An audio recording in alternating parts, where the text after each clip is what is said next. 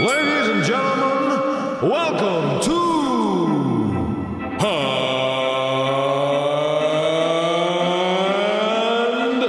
Steel Boxing! Welcome to And Still Boxing, where we talk about all things boxing in Australia and overseas. We're available wherever you get your podcasts from or on YouTube. Hey, give us a like, you know the rules. Give us a subscribe. Really helps the channel grow. Today, I am joined by Luke Action Jackson. I'm talking Olympian. I'm talking Commonwealth Games medalist. I'm talking professional boxer on the biggest scale in the world. He's been there. Welcome to the channel. Thank you very much for coming. Thanks for having me, mate. It's a pleasure. Absolutely. Love it. I love it. So I guess we just start from the beginning and your story. So I'm led to believe, if I'm not mistaken, you grew up in Tasmania. Yeah, I was born in Tasmania, Hobart, Tasmania. Yep. And I grew up in a little place called Clarendon, Yeah. which is quite rough. And then my parents separated, and then I moved out to a suburb called Glenorchy. So it's not much better than Clarendon. So grew up in the rough suburbs. Yeah. Yeah, that's fair. Yeah, I mean, listen, they do say boxing is the poor man's sport. Yeah, a lot of people can say things, but I can honestly sit here and say that boxing saved my life. Without it, I'd be dead. I'd be in jail, or I don't know. I just don't know where I'd be. So I'm very grateful for the sport of boxing. You definitely and this is a story as well. Obviously part of yours, but you have for example, Mike Tyson says the same things, and it pulls people out of bad situations, gives them the discipline and stuff. When I started doing boxing myself, I went through the PCYC system in New South Wales. Yeah. And it's really, I think that's a great system as well. And it does the exact same thing. Hey, pulls them off the streets, pulls them out of a bad situation, gives them that discipline and saves people's lives. Yeah, I was having a conversation with my girlfriend last night, actually, and it just dawned on me, the reason I don't want to let go of the boxing is because, I had my last fight in August last year, and like I said, I was going to retire, but I don't really want to. When I come to the conclusion is because, without boxing, I feel like I'm not important. Do you know what I mean? And boxing has given me everything. It's given me everything. When my parents weren't around, when I felt neglected, boxing gave me purpose and it gave me a direction in life, And Yeah. even though I'm 40 next year, I still don't want to let go of it. And I think I've got to really find something else to find my purpose and feel important, whatever that may be. And it's just so hard, man, to let go. And I still haven't let go. I haven't officially retired. I'm waiting for that big offer, but that never comes. No, you got to chase it up. It never comes, Bella. Yeah. So I'm just waiting. I don't know what I'm waiting for. Yeah, just keeping it open-ended at this stage. Yeah. I was going to ask, was that the end? But it's an open-ended book at the moment. Yeah, look, the money's ridiculous. I can talk about it now, but there's many fights that I fought as a professional. When you say ridiculously high or low, Bella, ridiculously low. There's many fights that I fought as a professional boxer. I did not get paid a cent, not $1.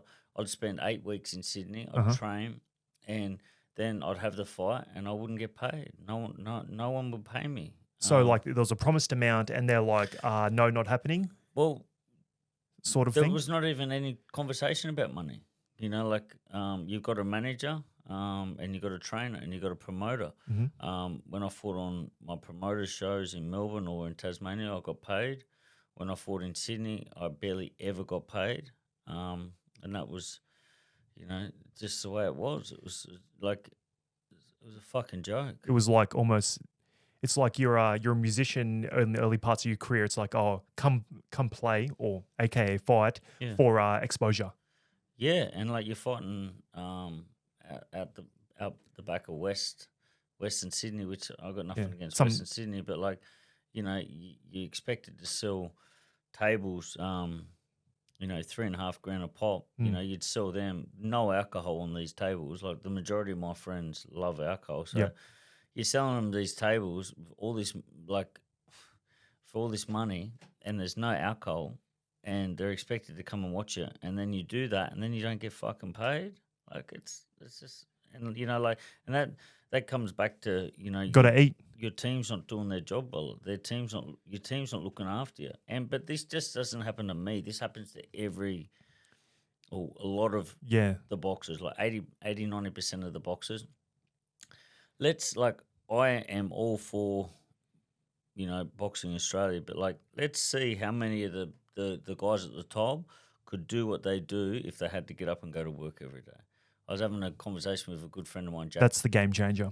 Jack Brubaker, Mhm. right? Yep. So he he had on his story he was pouring concrete at a workplace, and I'm like, "What are you doing, Bella? Like, where's all your mates there? And he's like, "Oh mate, I had to get up, go for a run, and then go to work, and then come back, and he's got a kid, and he's got to go train again, and he's working his ass off."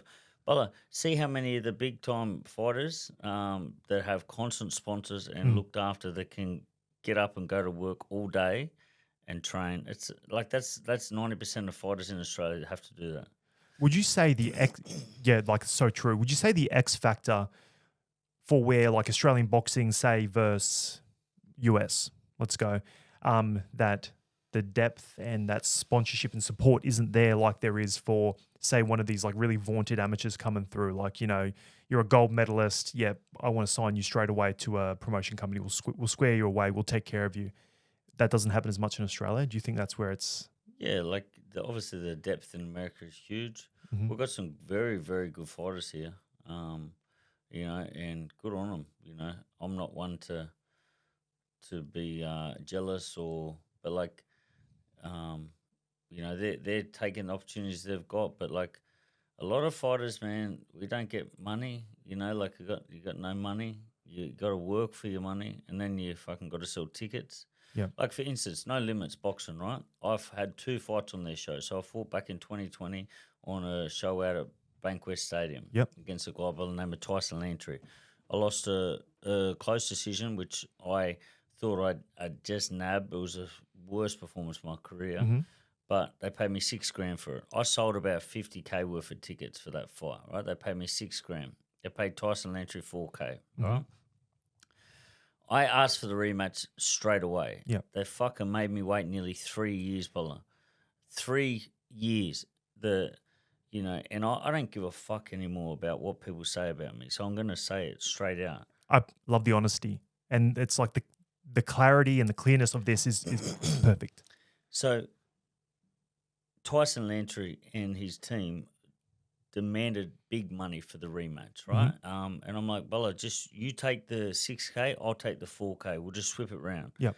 And we asked him to come to Tasmania. They asked for $20,000. $20,000. His coach Jamie Pittman asked for $10,000 up front before the training camp started, which does not happen ever. And then the rest of it at the weigh-in. Yep. Before the fight. I'm like, who the fuck do you think you are, Bella? So that didn't happen. And then finally we get the fight on a No Limit show, right? They paid me $5,000. I sold probably $35,000-$40,000 worth of tickets again, and they paid me an extra $3,000 for a bonus because I sold for reaching like a quota. Yeah, and I'm just like, okay, so I had to go away for training camp and spend 4 weeks away up in with Angelo Hyder up near the Gold Coast. So my mortgage kept coming out of my house, $1,400 a week. Yeah. Then the car, then the bills, then the everything. I'm not working, right? I'm not working. So thankfully, G'd Up, they sponsored me $15,000 to cover my training camp. Thank you very much, G'd Up. But and many other people too, but they were the main ones. So I go away. I use some money for the funding to. So, but I made no fucking money. So when I come back, all that sponsorship money went on the house. Yeah. So I come away with even almost. Yeah, Not even. Not even. How does that make sense, Bella? And I'm not talking about a guy that just had a couple of boxing fights. I'm talking about a guy that was the captain of the Olympic Games boxing team, 2-time Commonwealth Games representative, a bronze medalist. Yeah, 2-time world championship representative, 6-time Australian champion, undefeated in the country since fucking 2005 by an Australian, and they're paying me that and treating me like that. Well, you know what? That was going to be a question I'm going to ask.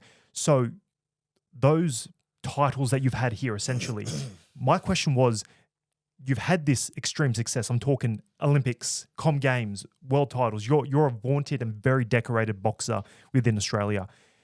Was there any offers when you were like, hey, listen, I'm going to go pro? Are there any offers of you going to like those sponsorships as going to a pro? Nothing. It's like, we're going to take care of you. You're the guy. Nothing. Absolutely nothing. Nothing. Did you have a manager I had try and to- reach out to people or something? No. Every sponsorship I've got in my whole career, I got it myself. Mm-hmm. No one got me a sponsorship. I did it all myself. I promoted myself. I branded myself. You know, I had a promoter named Adam Wilcox, and he promoted many shows in Tasmania, and I fought on some shows in Melbourne, and he was amazing. Great guy. Mm-hmm. Amazing guy. But like them promoting myself to get sponsors, that was me, Bella. Like I did It's everything. all on you. And it's funny, when I fought Carl Frampton for the world title, I got offered 15,000, or like at the time, I think it was 12,000, which at the time was my biggest sponsorship until G'd up recently. Yep. And that was from a fucking a watch company in Ireland. So they sponsored The me. Irish were squaring your way. The Irish were looking after me better than my own country. Like it was mental. That's brother. odd. Yeah, right. Don't worry, in a minute we're definitely going to go through, Like, and through this one. I don't want to be like someone that sits there and like bags everyone, but like someone needs to know about it, because everyone keeps saying, "Hey, why don't you fight again? You fought so well in your last fight." I'm like, "Bella, I'd love to, but the thing is, when I was 20 years old, 21, 22, 23, even 28, I didn't give a fuck about nothing but making the Olympic Games. So I'd sleep on the floor there. Yep. Unfortunately, and fortunately, I've got a house or a fucking 2-bedroom apartment, right, in Sydney. The mortgage is $1,400 a week, right? If I don't pay that, who's paying it? You know, no one. so I can't just go off and train. The way So- interest rates are at the moment. yeah, and I've got a beautiful partner named Katie. You know, I've got responsibility now. Whereas when I was trying to make the Olympics, I didn't care about nothing, Bella. I didn't care about anything. Tunnel vision. Tunnel vision, nothing mattered. So that's to the answer why aren't I fighting? Is that's the reason, because you get offered, you know, stupid money, which is like peanuts. Yeah. And like I can't afford to fight. Like I can't afford to fight. And Yeah. I'm 40 years old, but like the best days are behind me. If someone said, "Look, we're going to pay you $100K," I'll do it. Happy days, yeah. Happy days. But the money's got to be right. no one's going to do that, Bella. Like even like they offered me Sam Goodman to fight Sam Goodman. Wollongong boy. Yeah, and I like Sam. I helped Sam a lot, and he helped me when I was preparing for Carl Frampton. And it's funny, I got a message from him when he just won the Nationals when he was only like 12 years old. And I qualified for the Olympics, and he's saying, you know, I've seen you fight, I'm a big fan, blah, blah, blah. I'd love to come and train with you one Yeah. day. Fast forward like 8 years later, he's my main sparring partner for the Frampton fight. Like, it was just mental how the world just turned around How old would he have been then? when he helped me out. Yeah, when he's helping you out. Because he's young, isn't he still? Yeah, I got no idea. Yeah, he's like 28 or something. And I don't know, I may be wrong. Yeah, he was only young, starting off in his pro career, you know. And you know, they offered me to fight him. They offered me 40,000, but they wanted me to come down to 57 kilos. Like, and Bella, I haven't been 57 kilos since 2000. What are you weighing at right now? I was 78. 78. Like today? Yeah, Nice. Bulking. Legs are looking strong. It's hard. It's hard work, man. You know, and that's the thing. Like, you got to diet. You got to train twice a day. You got to sleep. You flip your life on its head. And I work my ass off, but I'm holding pads all day. What do See you- how many of these fighters can go to work all day, train twice a day, make the weight, and still have a professional career.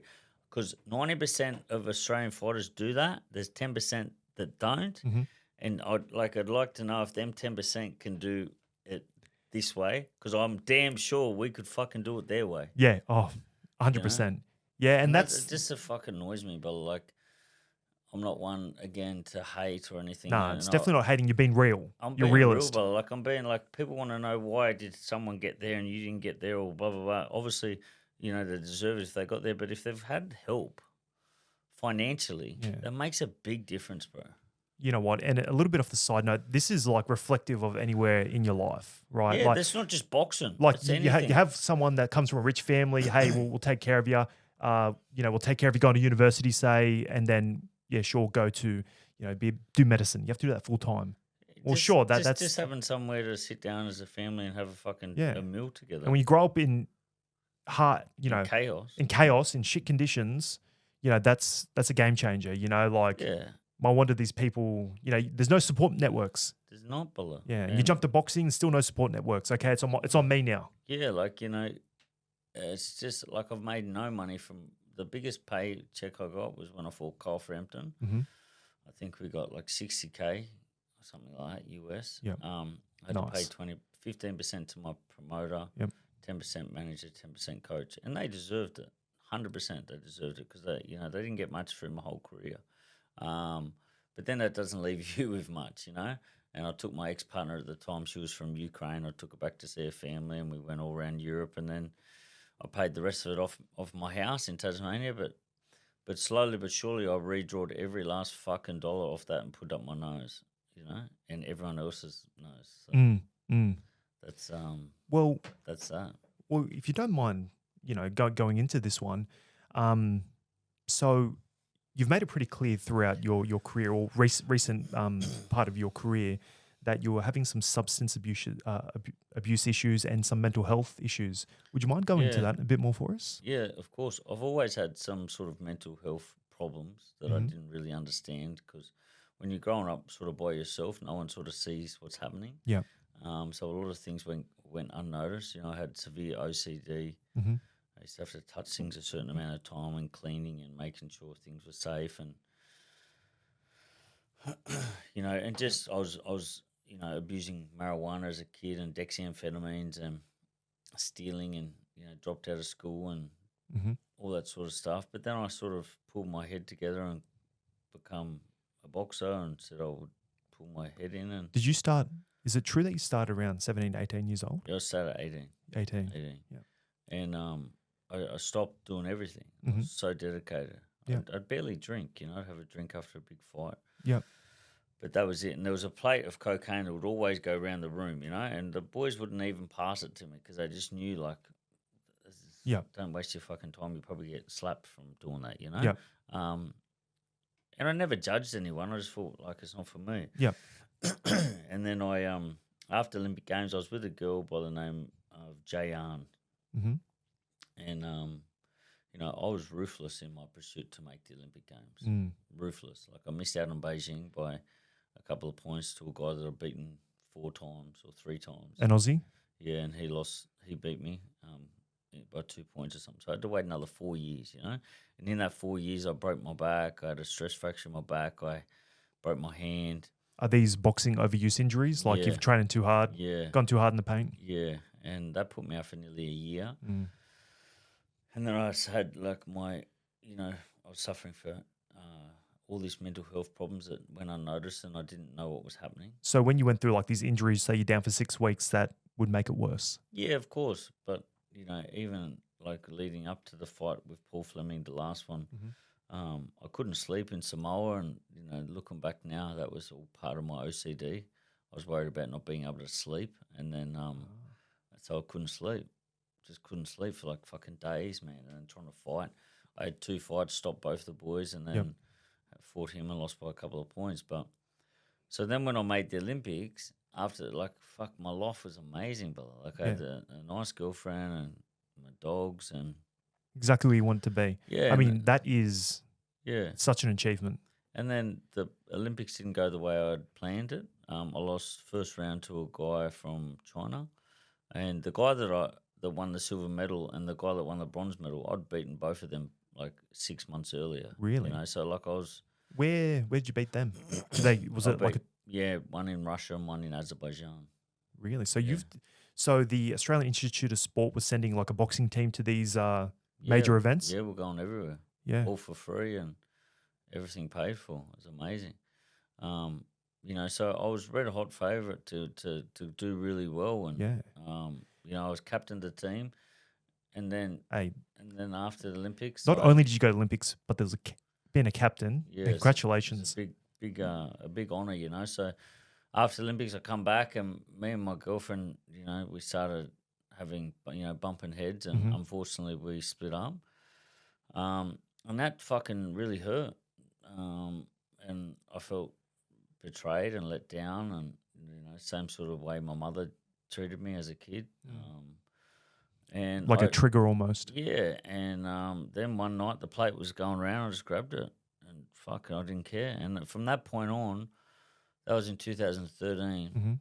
I pretty much abused cocaine until 2021, Yeah. like on and off. Like I'd go 4 weeks on it, and then I'd go like 3 or 4 months off it. Yeah. But then when I was on it, It's like a binge. I was on it like binging, like binge eating, you know, Yeah. like. But then I'd have 6 months off it. Hmm. But then I'd fucking destroy myself when I'd go back on it. Like So when you go on a camp, you'd be like, okay, that's my time off. I could go from a bender one night, Uh-huh. you know, going through an 8 ball of coke to myself, and then as soon as the clock went Monday, I'd stop, Mhm. and I'd have this crazy discipline, and I'd say, right, I'm not going to touch nothing for like 3 months. Yeah. I'm going to train and train and train and train, and then when I get to that moment, I wasn't even really worried about the fight. I'd have all the cocaine ready. I'd have it, you know, whatever I had to do to get it and organise it, I'd organise it. And then as soon as the fight finished, Yep. I'd go straight back to wherever I was and Back to the old. get off my head for 2 or 3 days. Then Yep. I'd sleep, and then I'd do it again and sleep and do it again. And then until my coach or manager ring me and say, Luke, we've got a fight. Then I go Disciplined. back to fucking, wouldn't even have butter on my toast. Yeah. Like you're dropping Mental. doing everything right. Yeah. It That was yin or it's yang, it's brother. extreme behavior, isn't it? Yeah. It's just like flipping the switch, you know. Yeah, and that's like I'm like that. Like I'm like that with everything, brother. Like Yeah, you know what? I was having this conversation with someone the other day. Is that we'll have essentially the conversation was this. It's like, oh, well, you know, this is a very balanced person. You know, everything is very reasonable. You know, like talking about like archetypes, personality archetypes. Very balanced person. All right, happy days. And they go, you know, one of my other friends was like, I find myself being very extreme and impulsive and whatnot. And they go, then he asked the question. He goes, is there any, you know, disadvantages to someone being balanced? Mhm. And I said, I thought about it, and, you know, generally off the top of your head, like if you're just going to be like a normal person cutting through the world, balance is like probably optimal. However, if you're that extreme type of personality, you know, you take your Michael Jordans, or you want to get somewhere in the world, I'm talking Olympics, Com Games, the things that you've achieved, that extreme behavior is how you achieve greatness, essentially. yeah, you got to be a little bit extreme. Yeah. With that becomes lows, ups and downs, Yep. peaks and valleys. But that's life, you know, and you're gonna lose more in life than like a boxing fight or things like that. It's things that used to get to me, you know, like and that like turned me, you know, to a point of drug addiction even more. Because that lantry first loss, I thought I won it, and I just was like, fuck, like the world's just against me, you know. And Yeah. I'm just like, well, I don't want to die, but I don't really want to live, so I'm just gonna fucking self-sabotage until Yep. I die. Do you think this, you know, the cocaine use and the excessive use of it, like obviously it's in between fights and, you know, not during your fight camps and stuff. Do you think it took like it took a little something away from Of course. your professional game? Of course. In what way do you think? Like cardio? Nah, my mental strength. Because Yep. as an amateur boxer, I was very mentally strong. Yep. And I was like, fuck, I'll run through that wall. Nothing's going to stop me. Yeah. You know? There was times where I doubted myself, but I just believed from the hard work that I did. And then when I turned pro, you know, you're coming off a 3-day bender. You've been awake for days. You smoked that many cigarettes. and Lungs feel like they're full. And then you get a call from your coach on the Monday saying, hey, we've got a fight lined up for you. And the last thing you're thinking about is fighting. You're thinking about jumping off the fucking balcony, Oh, killing yourself, you know? Yeah. Like, so it affects your mental strength. Whereas right now, I am over 3 years sober. I feel like I'm back in my 20s. hey, congratulations. Thank you, brother. Very Thank you. I Fantastic. feel like I could run through the wall and then run back through it. Feeling strong. Yeah. Like I'm looking at you right now. Like you don't look like when you were fighting. You're looking solid. Yeah, I've been on a big weight program. Like weightlifting or like just doing weights. Yeah. Yep. It's either that or I fight again. But I'm thinking got to do something. I've got to do something. So I'm like, well, I've got to pay for a coach. If I don't pay for a coach, I'm not going to do it properly. So I paid for a coach. One of my mates, Nick McWilliams. He's does like bodybuilding and he's really strong and he's just got a good body. I like the way he looks. I'm like, okay. So I pay him and he does online coaching and got a program on the app and I just follow that, Bella. Yeah. And I box a couple of times a week, but I want to have a bare knuckle fight. Yeah, Right. You know what? That's probably like a soft spot in the market. Go over to the States now. Yeah. So Hey. I just was speaking to one of the. You would have been in a few punch-ons when you were young. Yeah, I've had plenty. Hey. And probably when you're older as well. Yeah, I've had a couple. I try not to. I try not to. I'm like, if someone starts on me, I can sort of diffuse the situation pretty quick with words. If someone starts on my friend or my friend's missus or my missus, then I'll just lose my temper and smash them, or like try to smash them if I can't. Like, 'cause there's always someone better and tougher than you. But I don't care, Bella. Like, if you're gonna be rude to my girlfriend or rude to my girlfriend's friends or rude to my mate, just rude in general. I can't stand people being bullies, Bella. No, I'm not into it. And I'll cop one on the chin if I've got to stick up for someone and give one. But if someone's picking on me, I say, listen, Bella, relax. It's all good, man. Have a good night and fucking that's it. Like, hey, Bella, all good. Have a good night and enjoy yourself. But if I see someone like being rude to like a girl, or I'll just say, but like the other day, I was at the fucking op train outside, and there's this guy there, and he's working like it must be NDIS or something, because it was a young Asian kid, and he had Down syndrome, right? So yeah, and it must doing be doing the weights, yeah. And the guy's on his fucking phone like this, and I literally swear he was on his phone for 20 minutes, wasn't even watching this kid. And I went up, I said, Bella, I said, do you want me to take him for a couple of rounds on the pads, Bella? You look a bit busy there. You fucking, like, it just burnt me. I'm like, this kid probably looks forward to doing that his whole week, and he gets there, and this guy's... Hey, you're pissing me off now, actually. The guy's not even fucking paying attention to this guy, like... It's disrespectful. Just be nice, Bella. Yeah. It's not hard. It's not. Just be nice to people. That's why my missus fell in love with me, because I remember, like, my missus saying, do you even know why I fell in love with you? I said, lovable.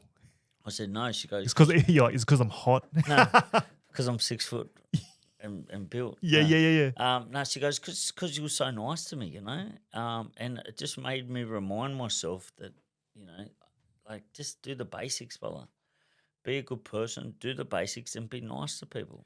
You know what? It's not that fucking hard, Bella. And it'll take you far. The more nice you are to other people, you'll feel that energy coming back to you, and you feel better about yourself. And just like not losing your temper and things like that. It was very hard, but having that emotional intelligence, not to lose your temper, to understand people, listen to them. It's a skill that can be developed, but it's slow going. It can be developed because I've done a lot of work on myself over, especially the last 3 years. Yeah. So like are we talking like seeing therapists, medications, things like that? I've seen therapists. I've had medication. I've meditated. I've done it all, Bella. What's been the big thing to help you? And if anyone is listening, like, what would you recommend from your perspective? Well, depending on what the situation is, for me, my situation was OCD. So, and I've been doing it here a bit. So I go, and if I feel like I can't catch my breath, then I start thinking I can't breathe, and then like I just keep trying and trying and trying. But now I know what it is. But when it was happening fucking 10 years ago, I didn't know what it was, so it stressed me out, and I could literally feel like I was having an anxiety attack, and I couldn't breathe just from sitting down, like mental.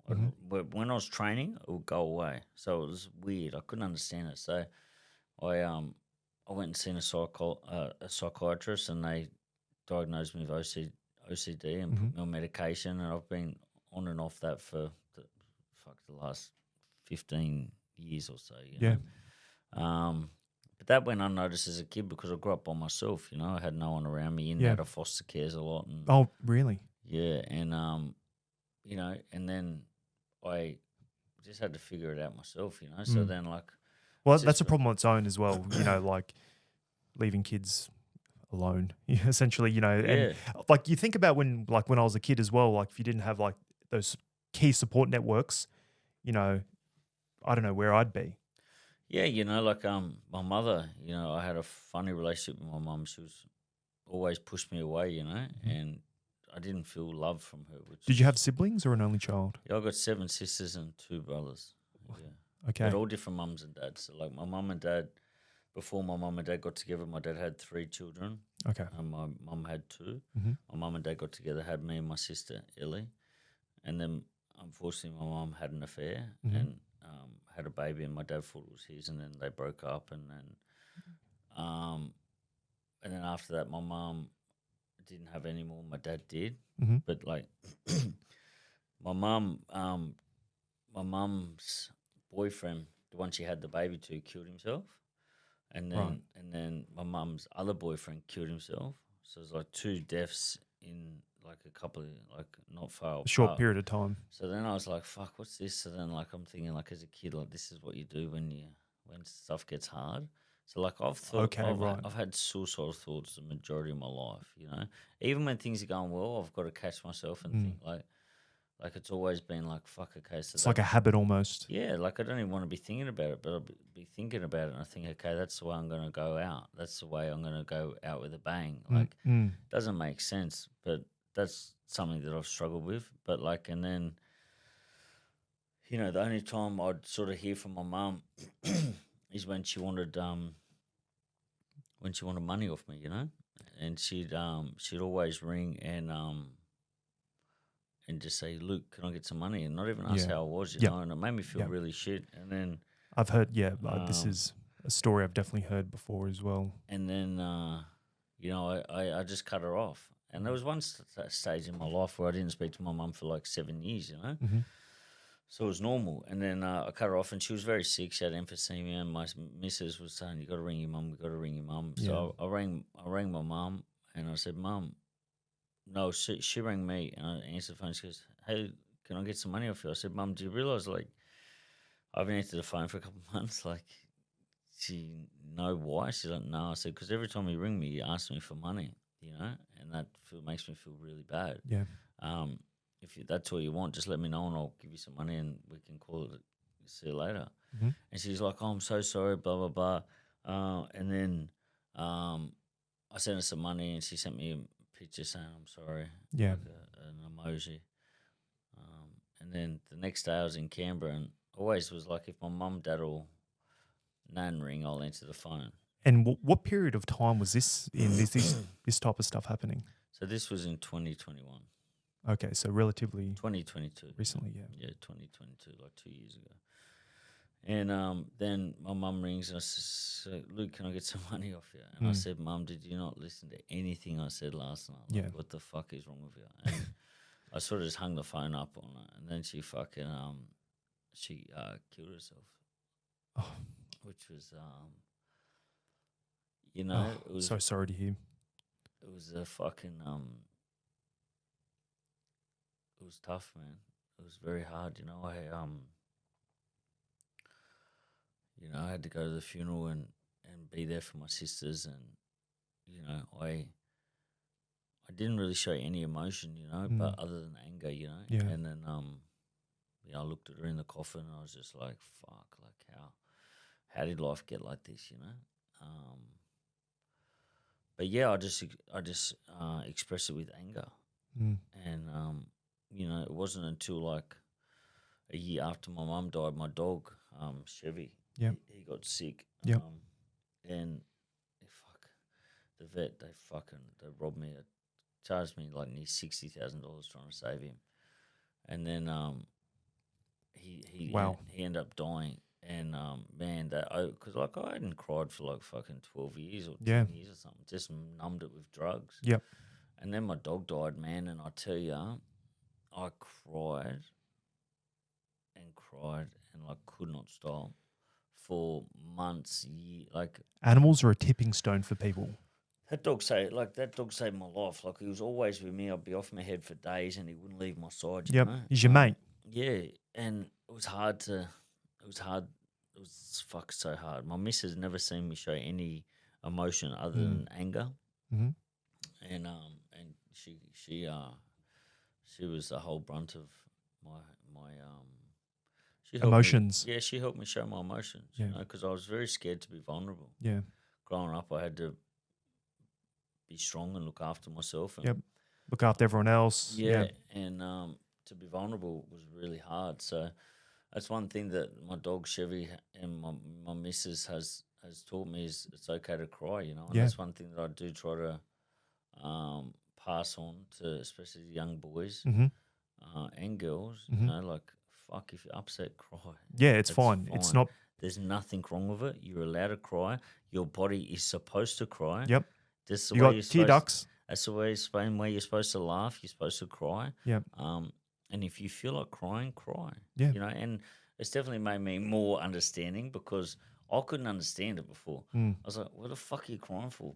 Yeah. Yeah. Yeah. What are you crying?" Because I never like was shown to do that. You know, and it took my dog. What do you mean? You brought yourself up? It took me. It took my dog dying for me to learn that. It's Right. a beautiful experience, but also a the only time I feel close to that dog is when I'm actually crying. Like I feel like Really? I'm right there with him. Yeah. Yeah. Yeah. You shared a lot. Yeah, and like I've never like I've had people die and this and that, but like nothing like that has ever fucking affected me. Let me share something with you as well on a very similar note to that.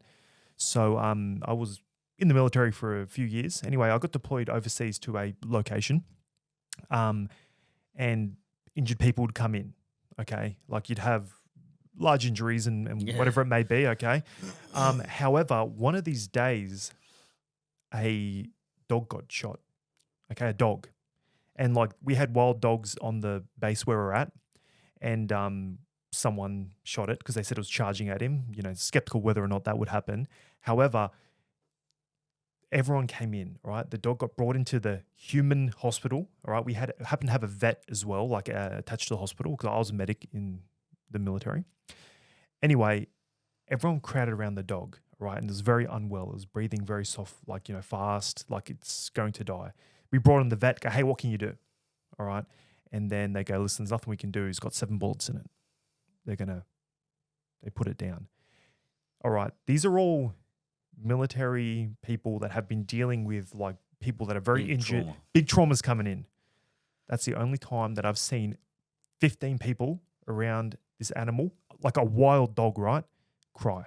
Yeah, and people broke down, and that's a connection with an animal. Did you even see like my face when you go, you know, I'm working in the medics and people getting shot, and then you say dog got shot, and my whole face goes. Yeah, you're like, oh no, exactly, yeah.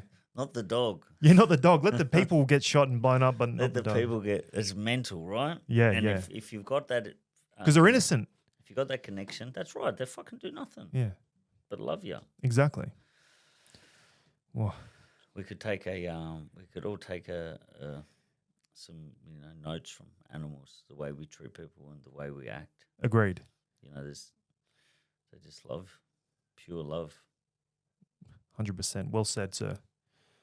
All right, so that was deep, and I thank you very much for being so transparent and honest, and like someone listens to this, what you're saying is actually absolute gold. Yeah, and real. You have to be real, man. I went on a massive downward spiral from cocaine and drugs and alcohol, and thankfully I pulled myself out of it. And I'm over 3 years sober, so if anyone's struggling, that there is hope. It's a way out. Yeah. What advice would you give to someone? Just stop. Mm-hmm. Just fucking stop. Like I said, I'm going to stop, and I'm going to do 50 days of training non-stop. Uh-huh. And I trained every day for 50 days, and I said I'm going to do another 50, and I did it. And then I set my goals on becoming a year sober. Uh-huh. I did a year. I go, fuck, a lot of good things have happened in a year. I'll do 2. And then I'm like, well. Little steps. I'll do 1,000 days. I'm like, oh, 1,000 days. And then I'm like, well, it's only 2 months to 3 years. I'll go, fuck, I'll do 3 years. Run it. And here I am. Killing it. So I got an app as well. So like it's a cocaine addiction app. Just like seeing the numbers tick up. 100%. Just seeing like tick up, and I was like, "Fuck, I don't want to ruin it now." Yeah. We're on a run. We're on a run, boys. If I have if I have a drink or a line, I've got to start it again at 0. And I don't know if I'm ready to do that. Yeah, 100%. You know, like I'm like, there's so much work that you've put in. Are you really gonna? It's like putting all this money in your bank, right? Say $3 million in your bank, right? And you go out and you put it all on red on blackjack. You know, like You're stressing me out. you know what I mean? Like, and just like it's gone, you're like, I've got to start again. Yeah. And that's how I feel with this. This is my power, you know. Yeah. Sobriety is a powerful thing, and it's made me a better person. And I don't want to lose what I've got. And I know I know me pretty well. I know myself pretty well. Yeah, you can't lie to yourself. I could have a drink here and a bag of Coke and a cigarette, and I'd just start off like I left off 3 years ago. Yeah, just go just as hard. And then I'd say, "Oh, I'm not going to go to work tonight. I'll go somewhere else." And then like I probably wouldn't go home. And my missus never seen that version of myself. I don't want her to see that. I love it too much. You reinvent yourself. But when I had the addiction, I felt like I didn't have any life. You know, but now I've got things to live for. I want to be a father. I want to be a dad. I've got goals, you know, outside of boxing. Yeah. You know, I think by doing drugs and alcohol, I think that'll ruin it. You delay all those things, exactly. Yeah. It's like, you know, I think that's very pure. Like, listen, I want a family.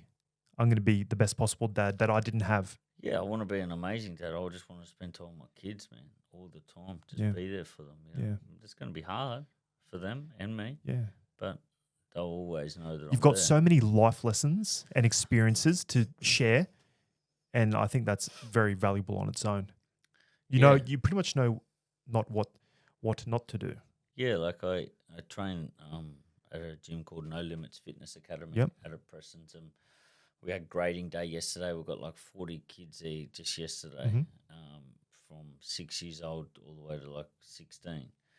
And I've got to do grading. So I've got to grade all their skills and how they speak and their mannerisms and how they are as people. And So not, okay, right. like if they're rude. And, Yeah. You know? And so like I had 40 kids sitting down and someone was going to be there to help me, but they couldn't make it. So it was just me doing it. So I just had 2 at a time coming out with the 2 bits of paper and the cards writing. And I said, kids, I said to the parents over there, I said, I apologise. Like, this stuff stresses me out. This is why kids have got to stay in school. It's not that I'm not smart and I can't do it, but it takes me a little bit longer than normal. Yeah. Because I've really got to focus on, okay, what's your name again? This, and it just, like, I felt uncomfortable. And I said, like, you got to make sure you finish your school. Otherwise, you know, like if I wasn't for boxing, then God knows. Did you go to year 10 or 12 yourself? I left in grade 7. Yeah, I left in grade 7. Yeah, right. Yes. Okay. Just, yeah. You know, my home was just unstable. Yeah. So then obviously my school's going to be unstable. Yeah, exactly right. Know? Yeah. It's like anything. If you and your partner are at home and it's chaos here, then when you go to work, Bully, you're going to take the chaos to work with you. Yeah, you come with bad energy. Yeah, and, you know, so is your partner. It's like when the kid at home is dealing with whatever they're dealing with and they leave the house, they fucking take that shit with them, you know? So I took it all with me and I just had a chip on my shoulder and I just didn't listen. Yeah. I want the bad kids. Fuck. I was a little shit. Well, I think, you know, like the kids need to realise that the teachers are there to help you. Like they're not your enemy. 99% of the teachers are there to fucking 99%, correct. So, kids, listen to your teachers, be good to your teachers, be good to your parents. And if you haven't got good parents, find some other people. Like find a mentor. Yes, you know, like I've got people that aren't related to me, but closer to my own family. Yeah, you take care of them. Yeah, and they take care of me. Yeah. It's a two-way It's a nice street. relationship. Yeah. That's perfect. Have to. All right. That's brilliant. So, on to this next section, which I found interesting, is that we spoke about it just before. So, we've had a rough time growing up. You've dedicated to boxing, tunnel vision, right? And then you've represented Australia on these high levels. So, you know, went via the Australian Institute of Sport, you're doing tournaments overseas, all right? And then you get selected for the Olympics, all right? And like we discussed, that was, and you're also should I say, a captain of the team. Yeah. Fantastic. That transition to professionals, okay, we were saying that you didn't get like any sponsorships, any like thumbs up. And your first few fights were in Hobart and Launceston and Tasmania, should I say? So my first few fights were in Sydney. Uh-huh. And you're selling tickets yourself. Yep. Yeah. Melbourne. Yeah. When I fought in Tassie, I always got good money because I sold a lot of tickets. Yeah, you're the man. But anywhere else, you get fucking peanuts, brother. And just Hey, people can I take ask- advantage of you. Can I ask, do you know Daniel Gill? Yeah. Yeah. Was there like a much of a relationship there? Yeah, I know Daniel. He was before my time. Yep. But an amazing fighter. Yeah. And he's done. Yeah, two middleweight belts. Yeah, man. One stage. Felix Sturm Yeah. in Germany. Yep. Hey, Amazing. Amazing. And you know what? That's what can I say as well? I feel like Daniel Gill doesn't get the respect he deserves. Oh, The guy had 2 belts. You know, he was the man until like Golovkin came along and a few of the guys went up to middleweight. Yeah. But, you know, he really didn't get the respect he deserves or the notoriety that I think he should. No. And the same for you. Like you just rattled off your titles and you're a very humble man, but like there should be more to that Yeah, like, and you know, from the public's perspective. it comes down to who can fucking like. You need sponsors, man, to be able to create anything. Yeah. An athlete can't do it by themselves. Mhm. And it's been shown time and time again. If you haven't got the backing, it's hard. Yeah. It's so hard because you're not going to perform at your best because you're going to work and Yeah.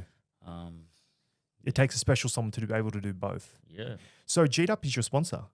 yeah. Yeah. Can you tell us something about G'd Up? So G'd Up is owned by a friend of mine named Parko. Mhm. He designed this and had struggled since 2010. Yep. And finally just kept going with it and it kicked off. And man, he's a multi now. Hey, good on him. And you know he's his whole team, TK, Joey, Uh-huh. all the boys there. They support me a lot. You know, Sammy, and they just help me out. Yeah. And G'd Up, they sponsored George Kambosos as well. Is that Yeah, correct? Yep. Because I saw that on George's like attire and Yeah. whatnot. And I'm like, oh, is this I thought it might have been his, but I mean, very wrong. I just saw it. Then that's the first time I saw it. Then with you here today with it, I'm like, I like that. Yeah, the shorts are G'd Up as well. Yeah.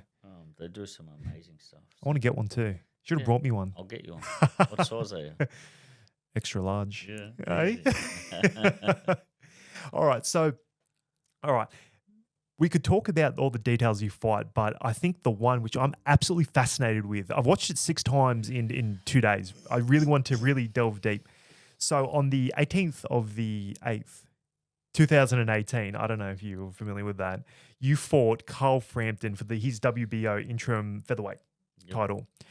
I'd love to pick your mind about this situation and a lot of the in-between things that happen with boxing, like, you know, for example, the A side of the contract, the B side, you know, what was it like to go to Ireland and fight on a major world level card with Tyson Fury on it, FYI, very interesting.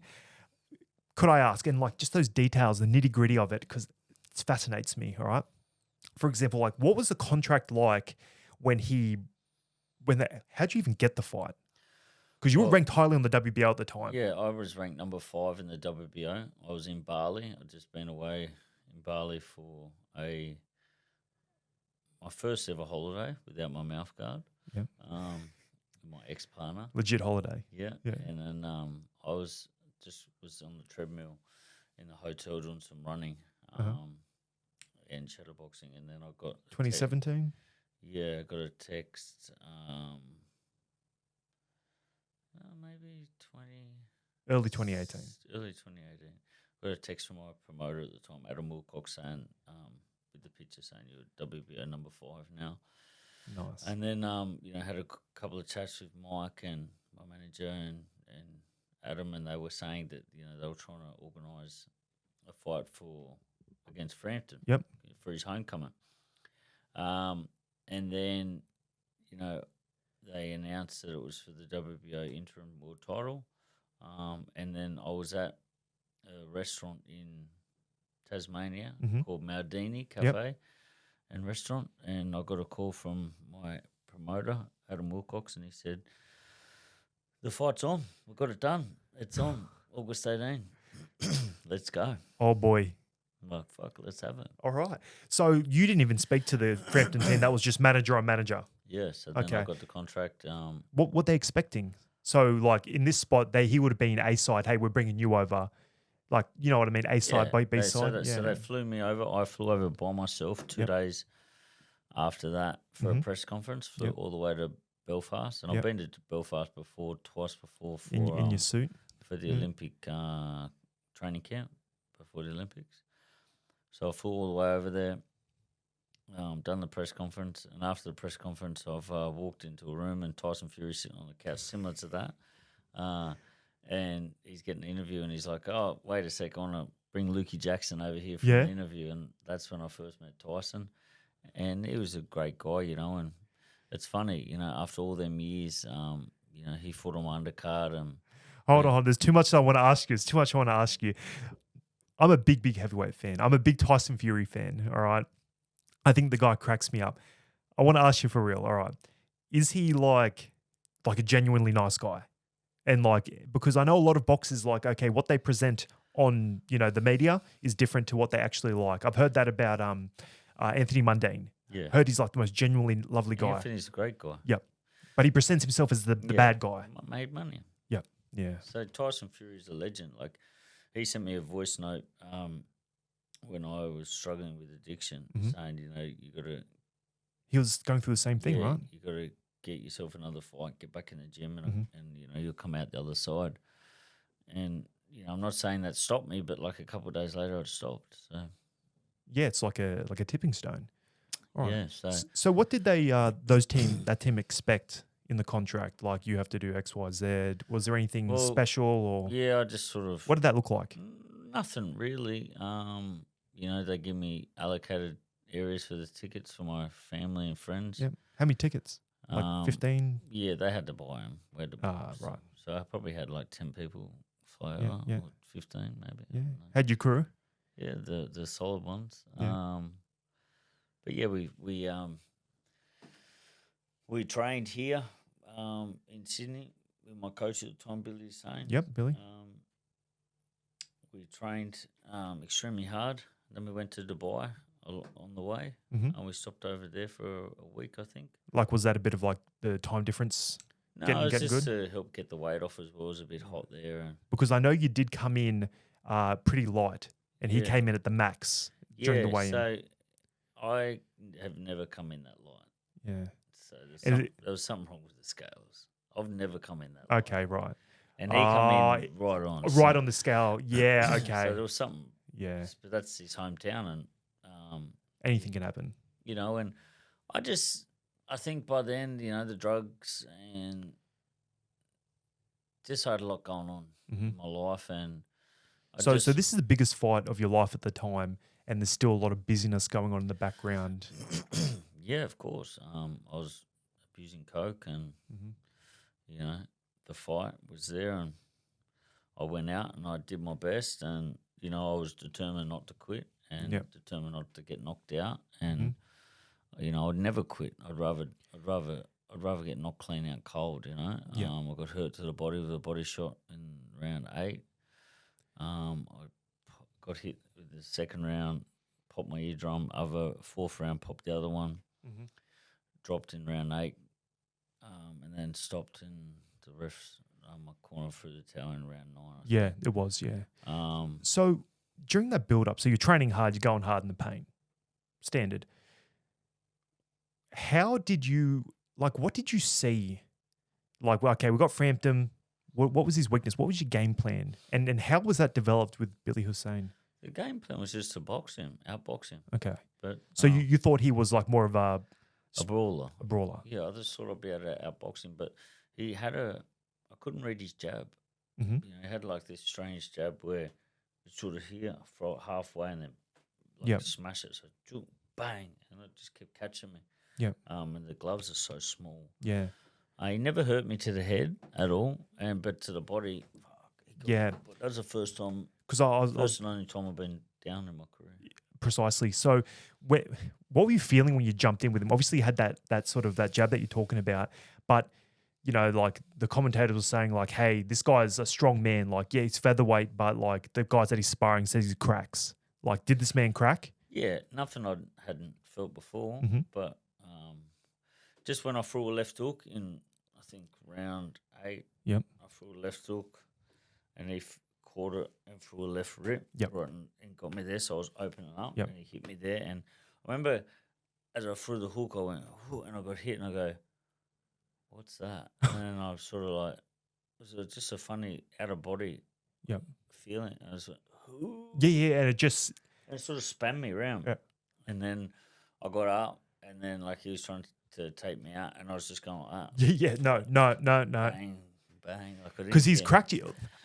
I crunched this fight a few times. I didn't care about getting hit. to No, the you body. didn't. I was just like, fucking take the chin. Yeah, take the chin because like you cracked you a few times up there, but you're like, yeah, all good, and then your eye started to Yeah, start to swell on that same side that he was striking to the body. Was that like an issue there with that swelling? No, he's just kind of timed it. even the 2 busted eardrums. Well, that fucks the balance. Yeah, but I never really lost my balance. Mm. I never really lost. I don't feel I lost my balance. Yeah. The eye was not sharp. He was just better, you know. He was just a better fighter. The body shot. Wow. Hey, that first one, okay, Wow. sweet, went down, but in that same round, the second one, you were there, and it was like hitting a heavy bag. He just went whoom, and you on the fight. I'm like, I threw. fuck. I threw a right hand as well. I threw it like a right hand and Round bang, 7. and I'm like, he just walked through it. Just like Yeah. walked through it. I saw it. Yeah, I know the exact fight. I know the exact right. punch you're talking about. Bang, straight down the middle. He's like, Yeah. good punch. Yeah, he just walked straight through it. So he had a But, bit of a chin on him himself. yeah. And you nicked him up. You were nicking Yeah. him up. He's, you know, Left hooks. he come into the dressing room after the fight and Mhm. you know said thanks for the fight, and I was knackered. I was sitting there like that. Yep. In my hotel room. Any ribs or anything broken, or we good? Nah, I've broke my rib before. Yep. Had to have a needle of that big in it a couple of hours before the fight. Oh. Like it's still sticking out now. Yep.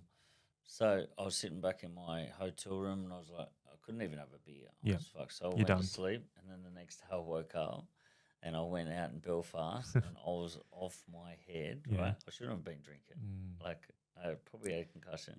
Yeah. So I was off my head, right, and then obviously taking cocaine with some pretty fucking well-known people. I won't talk. Yeah. names, No but- names, no court cases.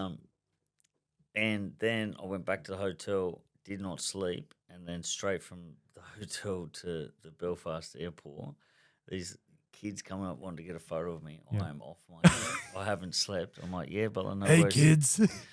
I flew to Italy, and we went to Venice, where the water is. That where the water? It's water in the boats. yeah, that's right there. So Yeah. it was Like the canals. fucking like 40 degrees. It was that hot. I Mm. was cooked from no sleep and the fire.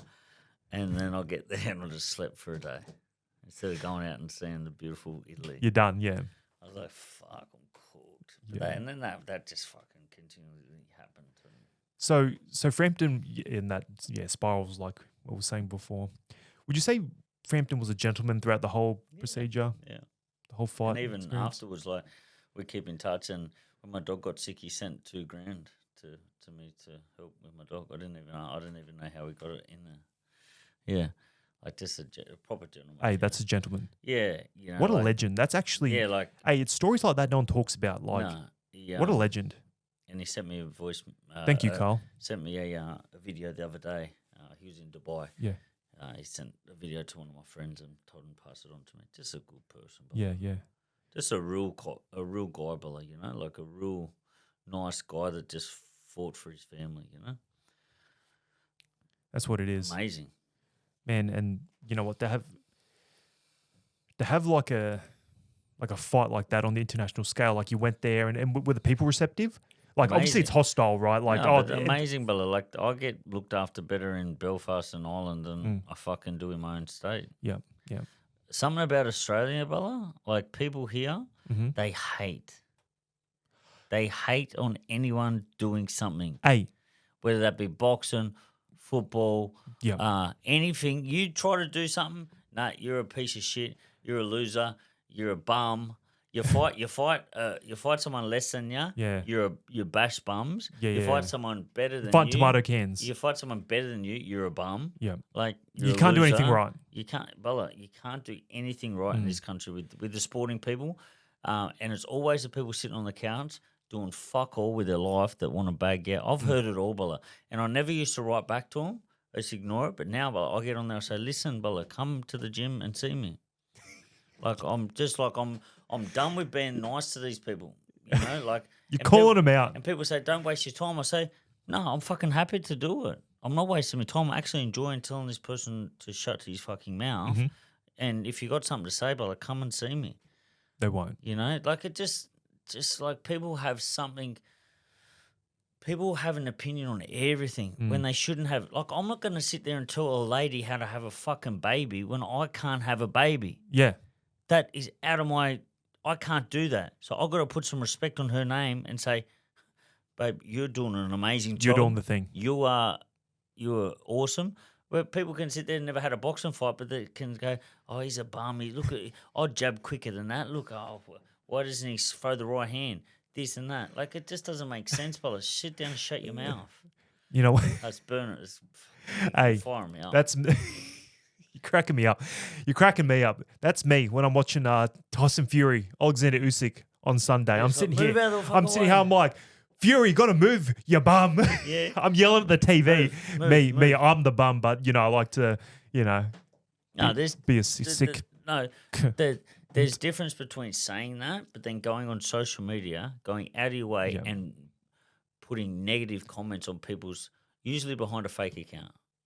Yeah, that is cowardly. I'm just like, shut the fuck up. Hey, I tell you what, with Australians as well, you're so right. They've got this tall poppy syndrome. It's like, yeah, cool. When you're the underdog, you're a humble guy, underdog. They're like, yeah, cool. But when you get like, what the public would think too big for your boots, all right, and then you start achieving things, they'll cut you down. And what does That's tall poppy syndrome. What does even being too big for your boots mean, Bella? What? Because I believe in myself. Yeah, because I'm doing things. Because I actually, have self confidence. Mm. So so I apologize because I feel good about myself because I train, I sleep well, Yep. I don't do drugs, Achieve things. I eat well, I'm good to people, Yep. and I achieve things. So then I can't feel this way. I've got to feel like you, like a fucking loser. Is that like it doesn't make sense, Bella? No, it doesn't. Like- it's not building people up and being No. in a healthy way, Bella, not a healthy mentality. I just don't like people that take advantage of people. And like I said before at the start, so like if someone's having a go at me, I can sort of diffuse it pretty quick. If someone's picking on my mate and I don't like it, I'll straight in. Then my mate went after work. If my girlfriend, Yeah. I'll just straight in there. Like that'll fire me up. Same as people like promoters, Bella, fucking ripping fighters off. Ripping fighters off. $5,000, Bella. $5,000. They paid me $2,000 and a $3K bonus in 2 fights that I had. So $13,000, Bella. I get more paid for fucking. I get like $20K for a fight in Tasmania. Mm. But they got the rights to No Limit's got the rights to Fox Sports. So it's fucking. They've got the monopoly. And they pay you shit, Bella. Yeah. Okay. We have another promoter coming on who's apparently second to No Limit at the moment. Ricky Colosimo, who was a professional fighter and friend of yours. I fought Ricky in the amateurs. Happy with that. I've heard some very good things. He's He's a good guy. a good guy, good fighter. He's going to come on the show, so very excited to have that with his new Wanderer promotions. Yeah, he's doing well. We fought on his show twice. Yeah. So I'm very excited to see that yeah. and have a discussion with him. He wants to do things differently and fix these things that you're talking about. Good luck. Good luck. So, a couple of questions. I want to pick your boxing mind, right? In this room, you probably have the most boxing knowledge, maybe. Maybe. But Do you know like George Kambosos? Do you know him personally? Have you? I beat George twice in the amateurs. I fought him for the Olympic trials and I beat him. And you got But- him? Yeah, but George is a good guy, Bella. Yeah. Yeah. I mean, I've never met him personally. George has done amazing things that we could all only ever dream of. Yeah. You know, undisputed, unified, whatever the fuck you want to call Yep. it. He's got all the belts, He was the man. you know, Hey. and he's made millions of dollars, Hey, Bella. good on him. I mean, Fucking like, oath, take Bella. care of yourself, your family, friends. Good Happy. on him, Bella. 100%. Hey, I tell you what, one of my friends named Michael King, he was actually happened to be in the States at the time. Now, this guy's a professional poker player who's over there playing. He was playing in LA, and then he goes, oh, you know what? George Kambosos is fighting Teofimo Lopez in New York. He goes, I'm going to go and see it. I'm like, yeah, that's cool, man. Teofimo, beast. What, just beat Lomachenko at the time. He's the man. I'm like, all good. Then it's got delayed, like Triller, you know, and all this stuff like that, you know, all these headaches from it, you know. But we were just doing this analysis, and we're like, you're not going to believe me, but we're like, hey, Teofimo seems like he's going off the rails, right? The guy's like, looks like he's kind of losing it. That high from beating Lomachenko, man, you can't, to match that energy again, not sure. We're not sure if he can do that. I mean, listen, George, it's coming. He's unknown, you know what I mean? At that time, on that international stage, I go, this guy can, you know, do it. This guy's like, it's like a perfect storm for him, you know? Anyway, we know what happened. George Kambosos beat this man thoroughly, dropped him. Hey, it's fantastic. My mate was there, and he said it was in like the smaller area of Madison Square Garden, like one of the side venues. Hey, it was him, one other Aussie versus, where's the guy from? Haiti, is it? Yeah. The rest of them, and he's like, boo, let's go Aussies. You know, and then couple of guys turn around and they go, hey, bro, you sure about that, man? You sure? And he's like, oh, no, we're good. He's like, fuck you. Yeah. Just like two rowdy Aussie boys just supporting George.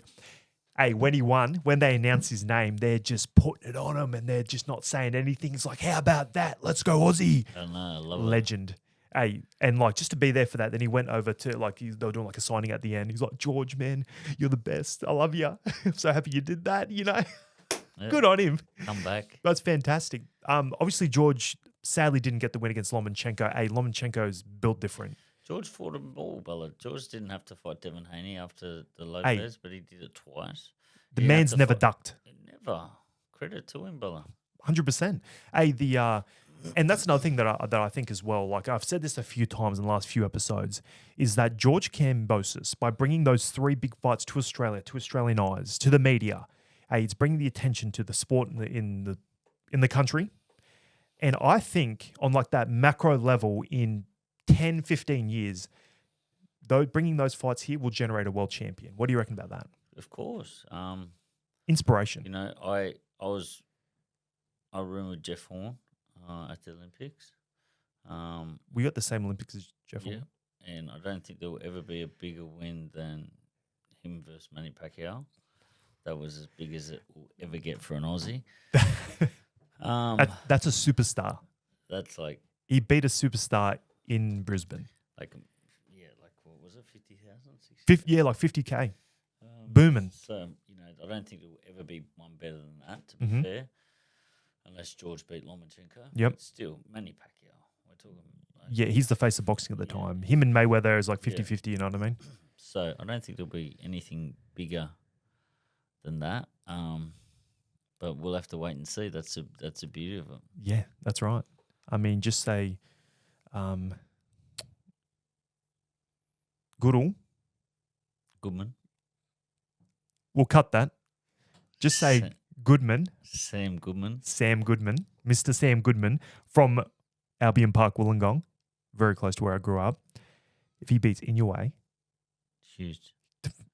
I mean, come on. Bring Huge. it back here. Do the same thing. That's huge, man. That dude's what, number 2 pound for pound at the moment? That's what they're saying? Yeah. Here, quick question. If you fought Lomachenko, what would be your approach? As an amateur or pro? Let's go pro. Um, Actually, I'll let you choose. What do you want? as an amateur, I would have pressured him. Uh-huh. As a pro, I think you'd have to do the same. Yeah. Because the guys that beaten him, I was just thinking about this the other day. When you look at the guys that beat him, like that Mexican guy that I don't remember his name, early in his career. Salido. Orlando Salido. Yes, early in his career. Devin Haney, and Teofimo. I won money off Teofimo's fight versus Loma. I picked him to win. Really? Won $500. Happy with that. Hey, we do some multis on here as well. Yeah. Listen up. We've got the inside scoop. Let's do it. Fine boxing brains. I'm gonna text you and be like, hey, what's your read here? Let's do it. Anyway, the way they do it, they've beaten him, they've out-muscled him. They haven't really outboxed him. But hey, Haney's a big 135. You're not going to outbox him. I thought Loma beat Haney, to be fair. Yeah. Controversial win for Haney. Ryan Garcia fucked him, but didn't he? Oh, fuck. That jab hook, elite. But a little bit dirty, you know. PEDs. Dirty or not, he fucking smashed him. Smashed him. I was actually satisfied with it. Yeah. I think controversial, but I think David. Why do I keep saying that? Can I speak? Devin Haney is a bit boring. Like I don't like that. Yeah, I can appreciate it, but I don't really enjoy that sort of shoulder roll, Floyd Mayweather-esque sort of fighting. Yeah, you're not Floyd. It's like, come on, man, relax. Fair. Happy with that. All right, so tell me, what are you doing now? So right now I am teaching boxing. I'm training a couple of fighters. Uh-huh. My miss is one of them. Yeah. Who are the fighters to watch coming from you? Your coaching tree. A young kid named Marlon. Yeah, he's very good. We just won. Since I've had him, we've had I think 10 fights under me. Mm-hmm. He's won 9. Yep. He lost at close points to the Olympic rep, Yep. Peters. He stopped a few of them. He just won Boxer of the tournament in Adelaide where we went. Yep. So he's got a big future. If anyone out there wants to get on board, sponsors, hit me up. He needs support, and I'll fucking I'll fight to the death to get him sponsors, you know? Absolutely. Like no one fucking did for me, but I will for them. Listen here, Australia. Let's support these young men and women. So he's doing well. We've got a big stable at PCYC Woolloomooloo. Yep. I teach boxing, obviously, as my job, train clients. Yep. I work with a survivors group, Warriors Advocacy, so victims of institutional abuse. Yep. And I'm also, I work with a company called Youth in Search, where I volunteer my time to go and help struggled youth, you know. We went away on a 2-day camp. Like a big brother type thing. Yeah, just like sort of just trying to help them, to be there for them. A lot of these kids have suffered sexual abuse, physical abuse, neglection, abandonment issues, and just try to show the way. You're a perfect man for it because you've lived it. You've gotten through it. I'm passionate about it, but like it's something that like gets me out of bed. I've also got a program that I do a sobriety program, try and help some people get off the drink or drugs or whatever they're on. So that's an online thing. So I've got my hands full. Yeah, they're all very noble things to do, man. Yeah, and just I'm a simple guy, but I just like eggs on toast with a coffee and fucking going out for a nice pasta or burger or chips, and that's it. But I don't drink and party anymore. So yeah, man, that's it. I train every day. Every single day I train. Yep. More so for my mental health than anything. Yeah, keeps the bad voices away.